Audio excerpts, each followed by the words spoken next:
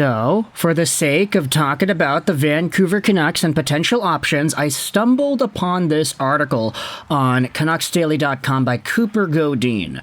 PTO options for the Vancouver Canucks, and a 30-goal scorer might be on the radar. This is, of course, a very speculative piece, and it's not really anything saying, oh, the Canucks are linked to any of these guys. It's just taking a look at some players that do exist, that are still free agents, and that if the Canucks wanted to, they could go out there and think about bringing onto their team. This list has 5 names on it, but what I really wanted to do was go over 2 of them.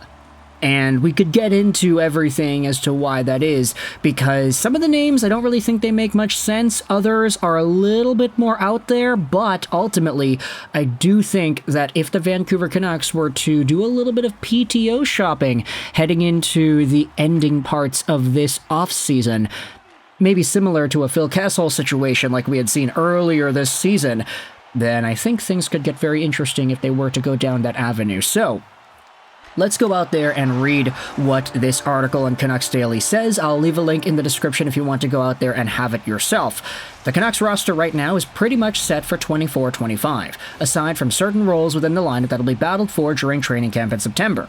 But with the amount of free agents still in the market, including some quality players, the Vancouver Canucks could dip their toes and bring in someone on a PTO. Now, this is where the article dives into the names. I will say the first name that is brought up is Max Pacioretty, and honestly, I do not think Pacioretty is going to even think about signing with a team like Vancouver, especially on a PTO. I think he's too good. I think there still is enough of a profile there for him to get a regular contract with an NHL team, so I don't really see him actually being PTO caliber material. Of course, you're free to disagree. You can let me know your thoughts in the comment section below. Where does Pacioretty sign, and if the Vancouver Canucks would be an interesting fit for a PTO option there, like this article suggests. But what I wanted to do was go over to the second name that was listed here, as well as the third name. Another forward option for PATRIK ALLVIN is 28-year-old Jakub Vrana.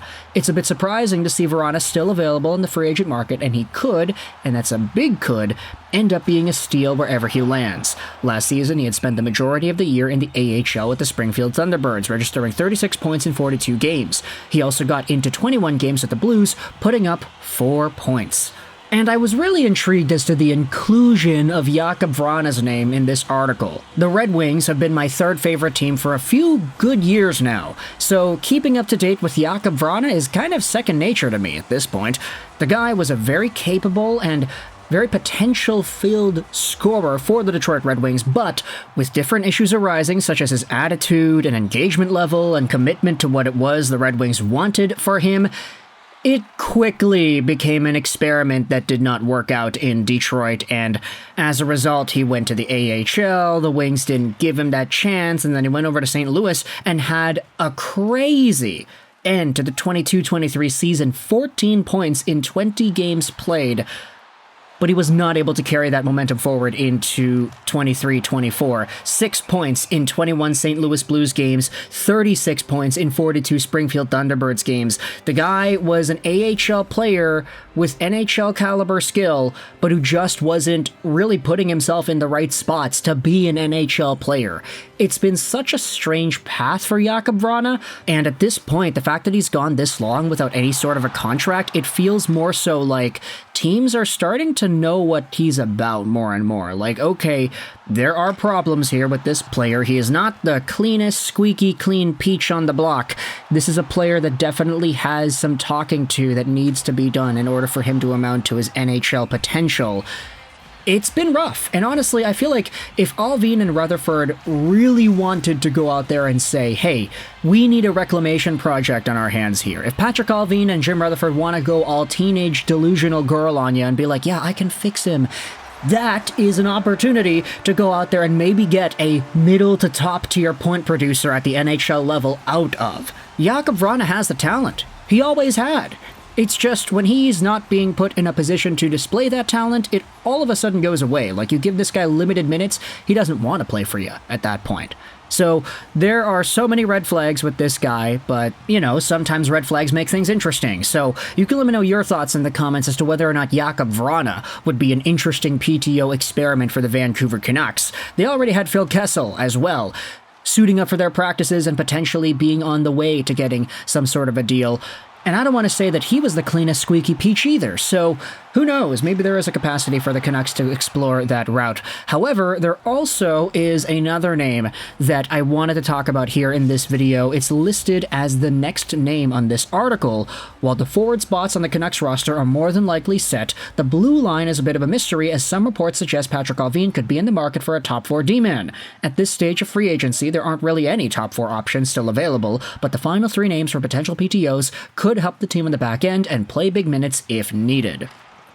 The first is defenseman Tyson Barrie, who grew up just south of Vancouver in Victoria, BC. Okay, this article, I don't know, man. Like, does anybody in Vancouver say that Victoria is south of Vancouver? Like, it technically is if you look at a map, but, like, I don't think anybody thinks about Victoria in that way. I don't know. It's kind of different, but whatever. Lower mainland lingo, I guess.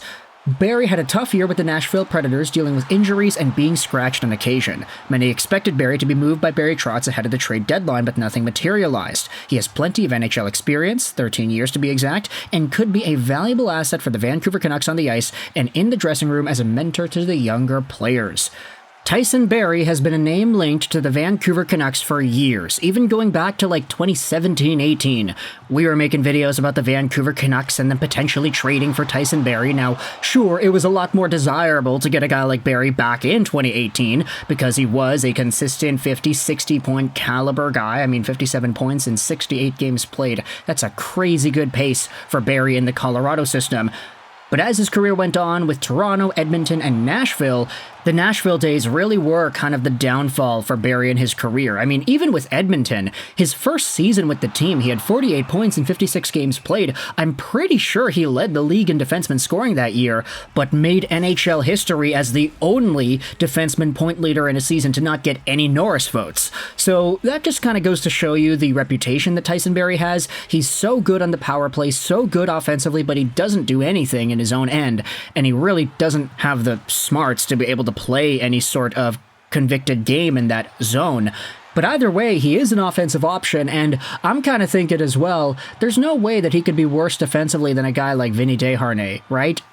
At least, Desharnais, well, he offers size, and Barrie does, and Barrie has a lot more offensive potential too, and that's kind of where the dichotomy of his potential contract comes into play too. Tyson Barrie's not signed. Teams can't seem to agree on what a dollar amount should be, because at the end of the day, he is a very good offensive talent, but he does nothing else, and you have to start asking, what is that worth? Is there a dollar amount that you could put on just offense from your defenseman alone? If he's a defenseman who can't play defense, then how much does that really cost?